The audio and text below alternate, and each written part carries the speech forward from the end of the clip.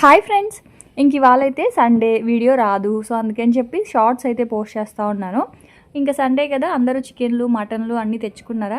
అయితే చికెన్ అయితే ఖచ్చితంగా తెచ్చుకునే ఉంటారు కదా. అందులో కాస్త బోన్లెస్ పీస్ని పక్కన పెట్టుకొని ఈవినింగ్ ఇలాగా స్నాక్ చేసుకొని తినండి. చాలా బాగుంటుంది. చాలా సింపుల్ రెసిపీ, చాలా టేస్టీ రెసిపీ అని చెప్పొచ్చు. బోన్లెస్ చికెన్ అయితే తీసేసుకొని ఆ తర్వాత అందులో ఒక 2-3 ఉల్లిపాయలు, ఒక క్యారెట్, ఒక క్యాప్సికము, మీ దగ్గర ఉంటే ఇంకా కొంచెం క్యాబేజు, అలాగే ఒక 2 పచ్చిమిరపకాయలు, కొంచెం అల్లం వెల్లుల్లి పేస్టు, ఇంకా కొత్తిమీర ఇవన్నీ వేసేసి మంచిగా ఇలాగ చాప్ చేసేసేయండి. ఒకవేళ మీ దగ్గర చాపర్ లేదనుకోండి, నీట్గా అన్నిటినీ కూడా మంచిగా కట్ చేసేసుకోండి చిన్న చిన్నవిగా. చికెన్ని మాత్రం మిక్సీ జార్లో కొంచెం కచ్చాపచ్చాగా మిక్సీ చేసుకోండి. ఆ తర్వాత బైండింగ్ కోసం బియ్యపిండి కానీ, కార్న్ఫ్లోర్ కానీ, మైదా కానీ, లేదంటే గోధుమ పిండి కానీ, ఇట్లా ఏదైనా సరే ఒక 2-3 స్పూన్లు వేసుకోండి. ఎక్కువ వేయకండి. ఎక్కువ కనుక పిండి వేసారనుకోండి, ఆ టేస్ట్ అంతా కూడా పోతుంది. మనకి చికెన్ ఫ్లేవర్ అంతగా తెలీదు.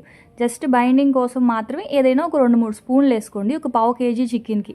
ఆ తర్వాత రుచికి సరిపడా ఉప్పు వేసేసుకొని ఇదిగోండి ఇలా చిన్న చిన్న టిక్కీస్ లాగా చేసుకోండి. ఇందులో ఇంకా కారము, గరం మసాలా, ధనియాల పొడి ఇట్లా అయితే ఏం వేయలేదు. పచ్చిమిర్చి కారమే. సో మీరు తినే కారాన్ని బట్టి పచ్చిమిరపకాయలు వేసుకోండి. నేనైతే ఒక 2-3 వేసాను అంతే. ఇంకా కొత్తిమీర, అలాగే అల్లం వెల్లుల్లి పేస్ట్, అంతే అనమాట. వెజిటేబుల్స్ ఏమో మీకు నచ్చిన వెజిటేబుల్స్ వేసుకోవచ్చు అండి. బీట్రూట్ వేసుకోవచ్చు, కాలీఫ్లవర్, క్యాబేజీలా ఏదైనా వేసుకోవచ్చు. క్యాప్సికమ్ మాత్రం ఖచ్చితంగా వేసుకోండి, చాలా బాగుంటుంది. ఆ తర్వాత సిమ్లో పెట్టుకొని కనీసం ఒక 12 మినిట్స్ పట్టింది నాకు ఇవన్నీ బాగా ఫ్రై అవ్వడానికి.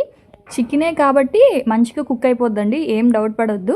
అలాగే ఎయిర్ ఫ్రైయర్ ఉంటే ఎయిర్ ఫ్రైయర్లో కూడా పెట్టేసుకోండి. ఈవినింగ్ మంచి స్నాక్ అని చెప్పొచ్చు. రెసిపీ నచ్చింది అనుకుంటే ఛానల్ని సబ్స్క్రైబ్ చేసుకోండి.